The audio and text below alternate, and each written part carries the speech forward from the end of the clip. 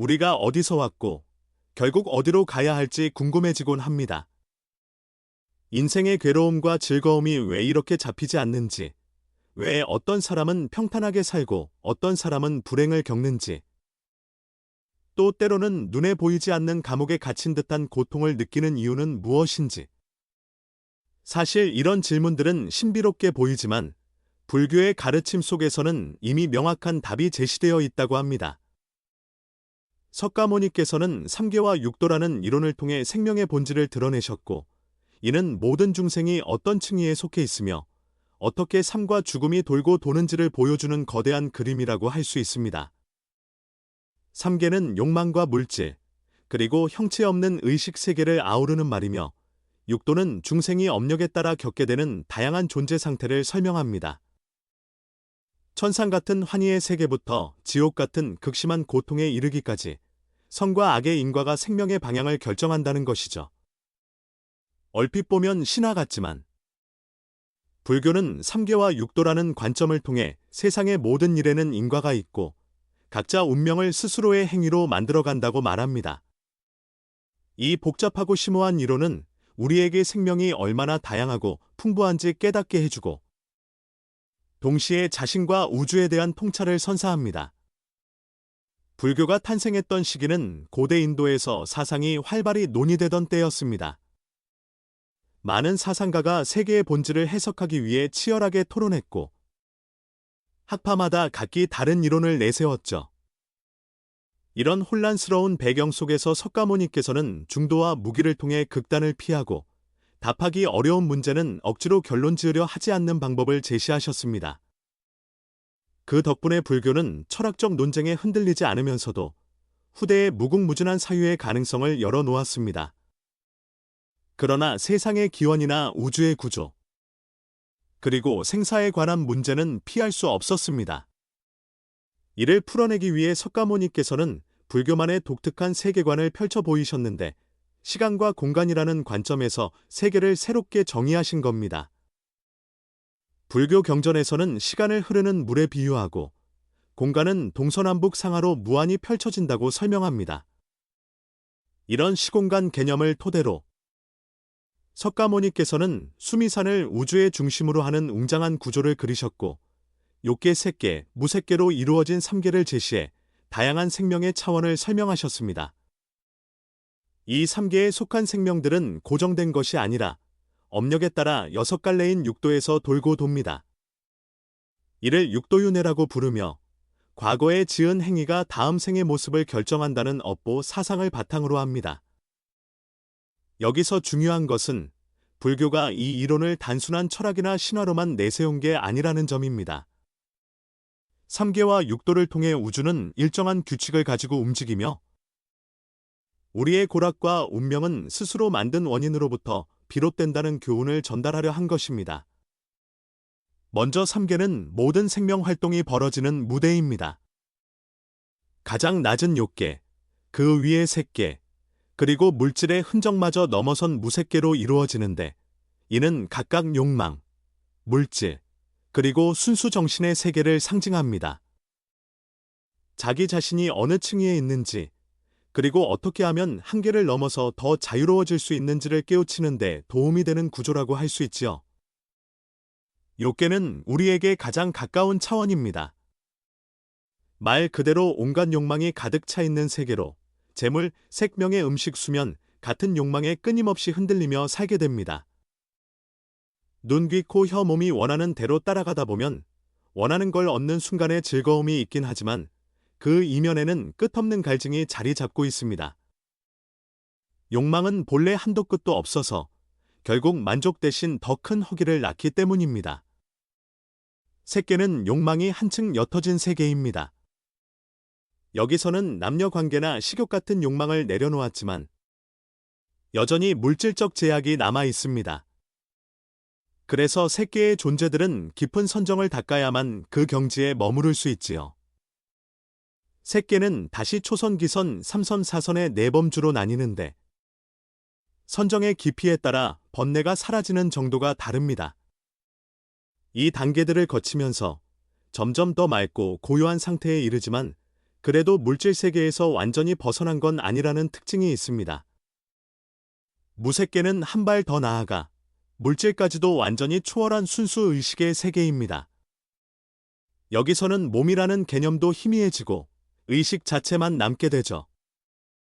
공처, 식처, 무소유처, 비상비비상처라는 네 경지가 있는데 가장 높은 비상비비상처에 이르면 의식이 있는 것도 아니고 없는 것도 아닌 오묘한 상태에 도달합니다. 다만 무색계에 머무르는 존재도 여전히 업의 작용에서 완전히 벗어나지는 못합니다. 결국 3계 안에 머무는 한, 다시 어느 순간엔가 윤회 속으로 떨어지게 됩니다. 이렇게 3계는 욕망부터 정신적 심층에 이르는 다채로운 생존 상태를 보여주지만 진정한 목적지는 아니라고 불교는 말합니다. 3계 자체가 유한하며 업력이라는 족쇄로부터 완벽히 자유롭지 못하기 때문이죠. 진정한 해탈을 위해서는 3계를 관통하여 그 너머로 나아가야 한다고 가르칩니다. 육도는 3계 속에서 중생들이 어떤 모습으로 존재하는지를 보여주는 6갈래 길입니다. 천, 아수랏, 인, 축생아귀, 지옥 이렇게 6이죠. 모든 생명은 이 6가지 상태를 돌고 돌게 되는데 그것이 바로 윤회입니다. 이때 결정적인 역할을 하는 것이요.